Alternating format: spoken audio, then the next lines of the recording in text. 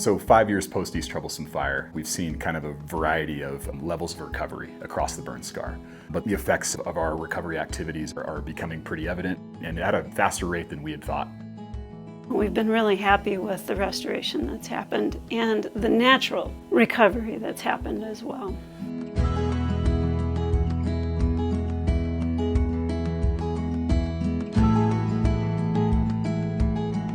I think we are probably seeing better results in revegetation on the landscape than what we expected considering the severity of the fire. We are seeing a lot of regeneration. The aspen have really responded to this fire. A lot of grasses, a lot of forbs coming in. The East Troublesome Fire was the second largest fire in the state of Colorado history. It burned approximately 193,000 acres in Grand County. Now, this area is really the primary collections area for the Colorado-Big Thompson Project. Approximately 1 million people and over 600,000 acres of irrigated agriculture really depend on the watersheds for a supplemental water supply. The main sources of sediment and nutrients are soil erosion and the loss of vegetation. And that's why post-fire recovery work is so important. It helps stabilize the soil and regrows vegetation to reduce runoff. We're really seeing a lot of promise with all the baby trees growing in the burn scar, and our water quality data is starting to reflect that recovery as well. In some places, sediment and nutrient concentrations have decreased to nearly baseline conditions. This year seemed to be a watershed year in terms of the clarity in the stream. We had clear water really through the whole spring and into the summer. Mother Nature's got her act together more than we think. But I really think that the work that was done had to have helped that. So we're really excited now to put all these projects together and then see that cumulative effect. All kinds of different projects. Flood protection projects that were done. There was a lot of bank erosion protections, sediment management projects. Things to really enhance and improve the health of our watersheds to basically result in higher quality water coming from the mountains into our collections reservoirs and then to the water user at the end of the day. Beyond the work that was actually done on the ground, which is extensive, I think to me the most lasting impact from this post-fire work is the relationships that we've built. Grand County is 1.5 times the size of Rhode Island with 16,000 annual residents. We have only a handful of staff involved in natural resources or project management and obviously limited funds. Grand County could not have accomplished the wildfire recovery project without the federal, state, and special districts, agencies, and staff that helped with the project. And it's been really wonderful to work side by side with Grand County, with the U.S. Forest Service, other partners, and the future looks really extremely bright for us. Finishing out the East Troublesome Fire recovery. We have a few more years of work to do on the post-fire restoration work. We're seeing a pretty good amount of regeneration of vegetation in some parts of the burn scar, but there's also areas where there has not been any regrowth. With the intensity and just the burn severity of this particular fire, we weren't sure what this would look like. And it's still a long ways. It's still got a long ways to go to recovery.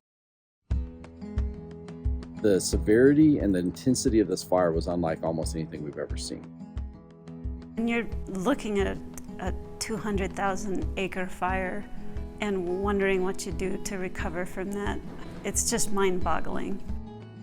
The Emergency Watershed Protection Program was huge. The Emergency Watershed Protection Program is managed by Natural Resources Conservation Service to help alleviate the effects of a natural disaster.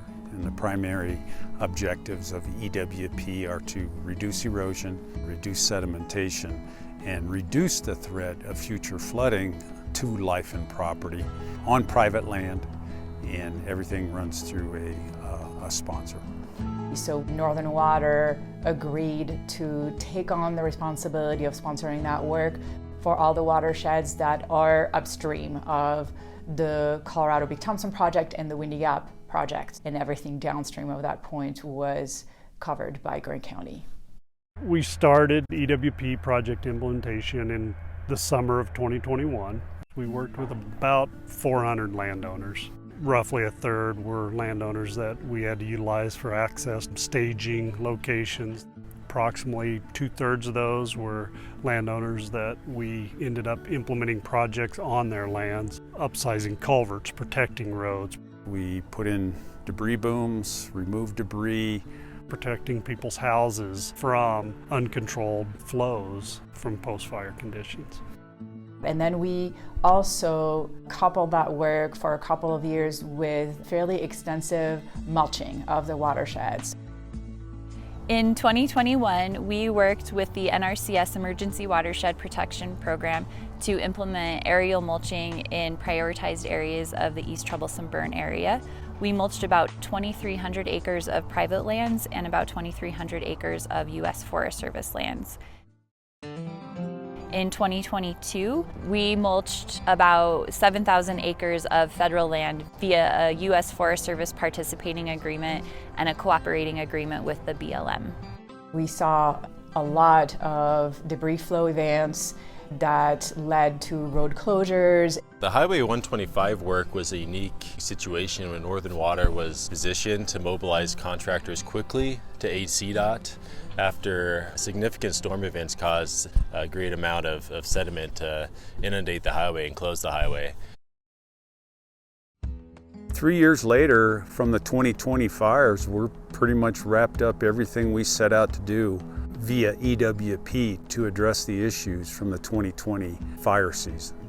I hope we added benefit. I hope we were able to help people out, because in the end, that's the best thing we can do. They did all kinds of things to prevent erosion on the hillsides above the ditch, and they did an amazing job. And literally in 3 years, 3 summers with rain and so forth and so on, we have had no mudslides, little tiny ones. The next big thing was flash flooding. They came in and they put automated gates at the Stillwater drainage and the Supply Creek drainage, as well as on the North Fork.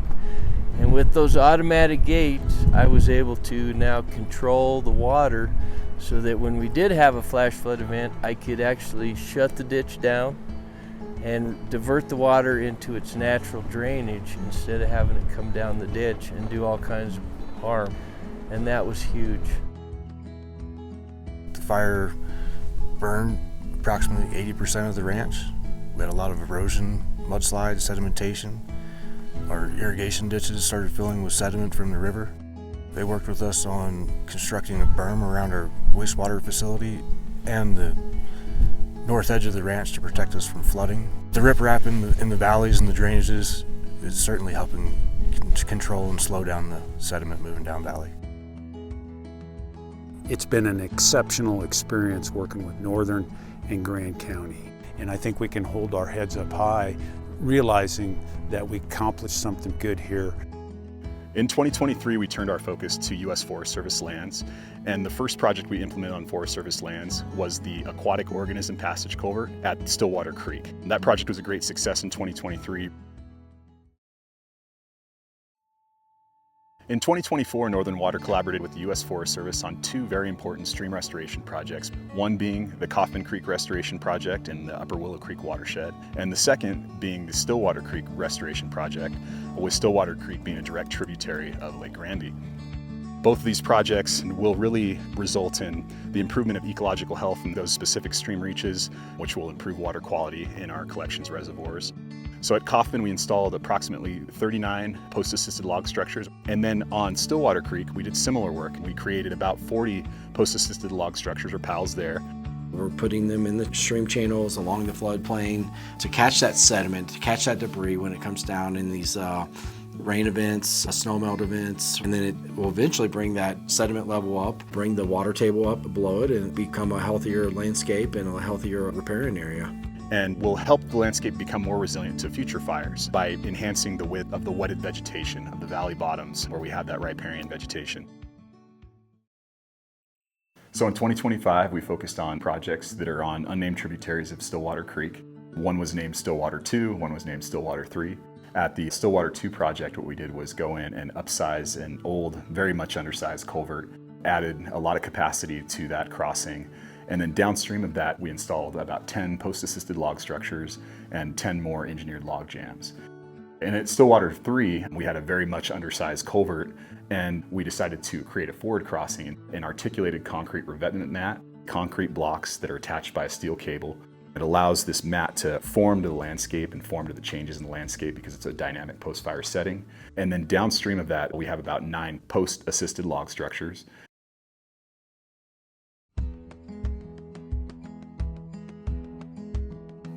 So in 2025, we partnered with Trout Unlimited, National Forest Foundation, the U.S. Forest Service, and others to really create the long-term recovery map for the East Troublesome Fire burn scar, to have a vision for 2026, 2027, 2028. And we'll be working on other streams in the upper Colorado River watershed, doing similar things to what we've done thus far. The other piece of that is we're addressing and trying to assess the potential for the next fire. So here in fall of 2025, we're really eager to kick off our large-scale watershed and forest health assessment. Evaluate the potential for us to do really effective fuels reduction work. Don't want another East Troublesome Fire happening in the system with similar or worse consequences. We are able to start looking at a watershed scale approach to do treatments and strategize our work on the forest because of the collaboration and the relationships that were built in that post-fire environment. 5 years later, I've been through that experience, learned a lot, and learned how that sort of experience can break down some of the barriers and silos between agencies and people. And as our county manager said to me, they can't take this away from you. This is experience that I will always have, and I appreciate it. It was hard work, but I know I can come through that, and the county can come through that. Out of terrible situations, oftentimes good things come, and then through that, build friendships and really create a level of trust, and we're in a really good place now with that. So we're really excited that the trust earned through the fire recovery hopefully has paved a path for us to really have the large-scale watershed health effort that we're hoping to achieve in the next few years.